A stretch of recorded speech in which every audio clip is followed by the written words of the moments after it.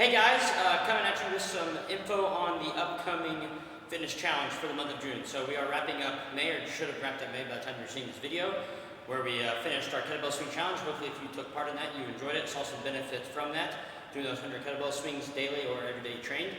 Going into June, the challenge for June is going to be push-ups.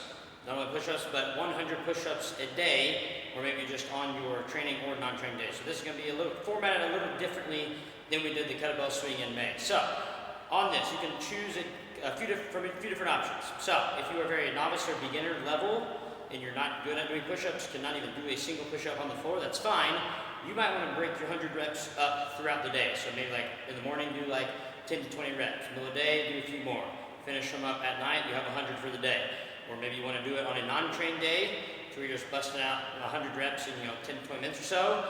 Or maybe you want to do it after your workout. You might be a little fatigued by then, but maybe give yourself a push to try to see how fast you can do them. And the best thing about the push-ups are, there are so many different ways to do them, depending on where you are at level-wise on your fitness level. So, push-up.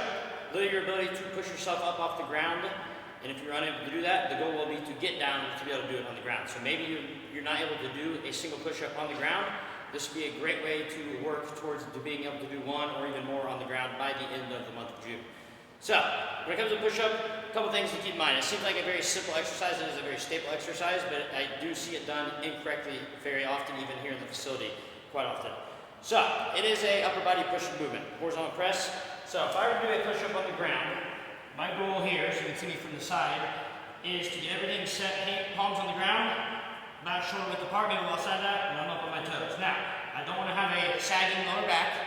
I want to actually stay engaged through my trunk, so I'm thinking about almost rounding my lower back slightly where I kind of tuck my tailbone underneath a little bit, so I can create engagement through my trunk and through my abs.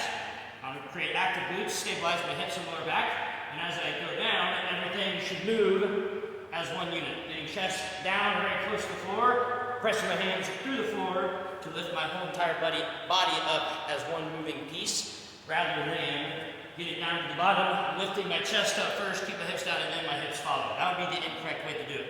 So create good tension throughout the entire body.